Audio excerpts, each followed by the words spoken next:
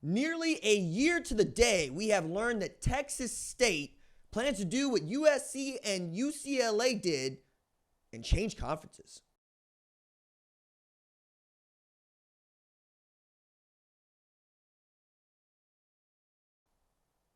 What's up, kinfolk? It's RJ Young. I am not on a step mill. If this is your first time watching Adapt and Respond, thank you for joining us here. We talk college football year round. If that is something you're into, go ahead and hit that subscribe button, like this video, and answer the question in the comments below. Do you think the Pac-12 is stronger with the addition of Texas State? That looks like where we're headed.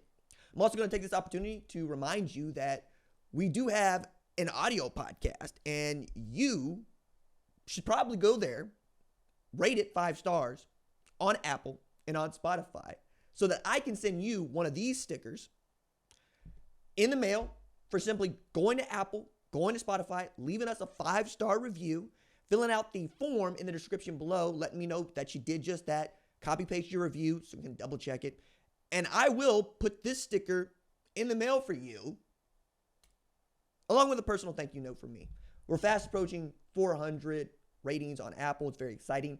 Like to get to 400 before the month is over, and we're very close to doing that. Closing in on 100 on Spotify. If you like the podcast, tell me about it. It comes out 3 days a week. It's 30 to 40 minutes long. There are no ads in it for the time being because I want you to just enjoy it.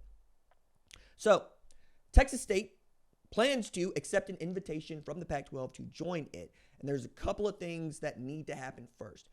One is 72 hours need to pass before the Board of Regents for Texas State can accept this invitation by law. So that's why we're finally going to find something out come Monday, Tuesday.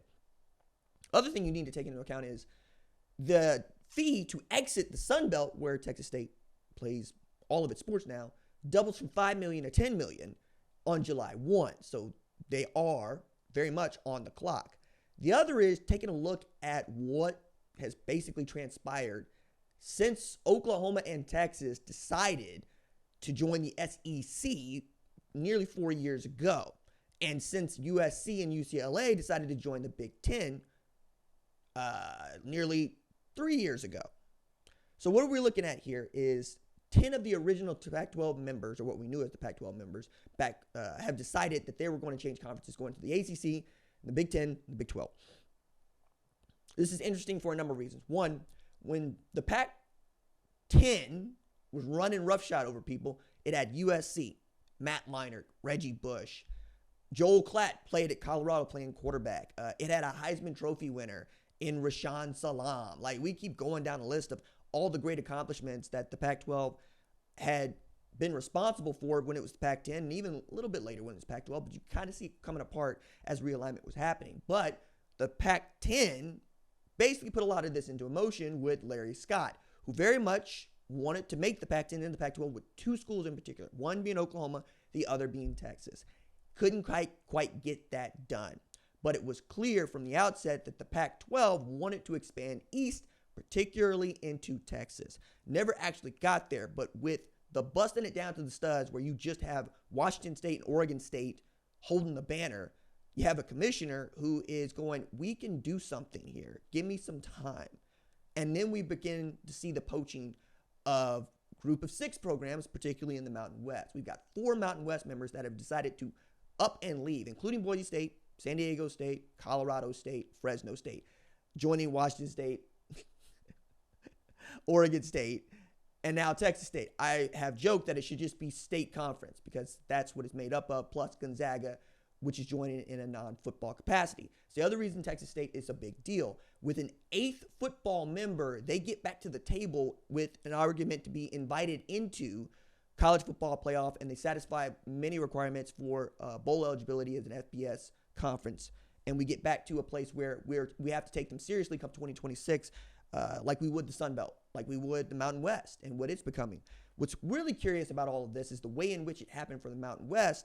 They're in mediation with the schools that left them, let's say, on bad terms, where they're owed about $150 million. Well, how much of that they'll see in mediation or whether or not this goes all the way to a judge, we'll see. But that money could be used to help bolster the backbone of a Mountain West that's being pillaged. Meanwhile, the Pac-12 has already struck a deal with CBS as a primary partner going forward with knowing that Texas State is going to be a part of this, and they're not going to stop. I don't think they're going to stop at 8 members football here. You would like to get to 10 or 12 because now you're talking about what is your regular season schedule going to look like and how frequently can you schedule a game against an FCS opponent for a payday, and how many of those teams are probably going to be as good as you are. So I imagine, say, a Fresno State playing a Montana State. That's not always going to go Fresno State's way. Montana State's a good team, right? Big Sky Conference in general.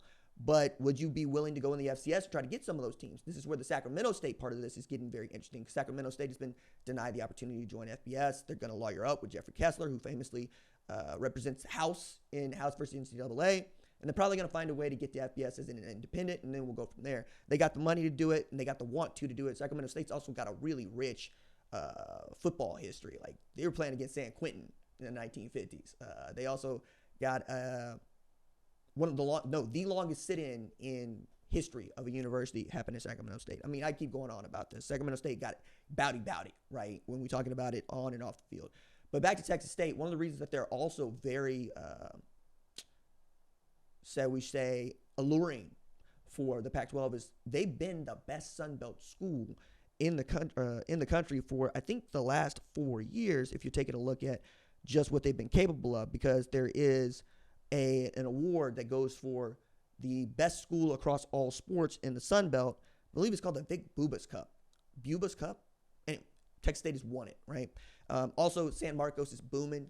And if you can get a foothold into Texas, which doesn't have no state income tax and is continuing to blow up and is continuing to make great football players, and you have a G.J. Kinney, who is a local high school legend who's becoming a really great college football coach, Texas State, the Bobcats have been very much on your radar. They damn near beat Arizona State last year. Arizona State, who wins the Big 12 championship, makes the college football playoff, and gives Texas the what for and the how now.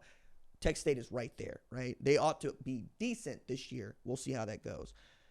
This also is going to reverberate around the rest of college football with the American Athletic Conference trying to keep programs like Tulane and Memphis in the boat. Memphis, which I think probably should have been a Big 12 school, probably should be a Big 12 school. Will they be willing to go to a Mountain West for the right number? Will they be willing to join the Pac-12 for the right number? Same thing with Tulane, South Florida, even UTSA. UTSA going to the Mountain West or the Pac-12 would be a tremendous win, but they just made that move to the American, so I just don't see that happening. However, when they joined the American, the math was very different, right? You're also thinking about a UNLV, an Air Force, and a Utah State that have already struck deals with Mountain West to stay put, so we'll see how that continues to go. I'm also thinking that the Pac-12, suing the Mountain West over, a scheduling agreement is also going to factor in here, just not sure exactly how.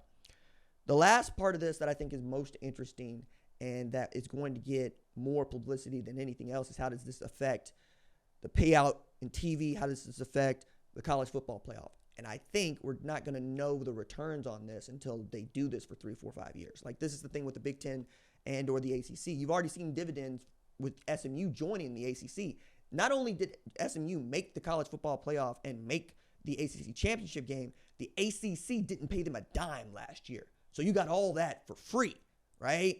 The same thing can be true for Oregon and the Big Ten, right? They make the college football playoff as the 1 seed. They win the championship. You don't owe them a dime because of the way in which they joined the conference. So are they going to be in a found money position? I don't think so when we're talking about the Pac-12, but you're going to see the rich get richer and the haves get more having and the have-nots get more notting, right? That's just how this is going to go.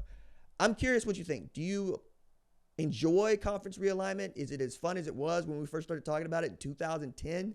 Or are you ready for people to stop moving around? And how much of this chaos are you into?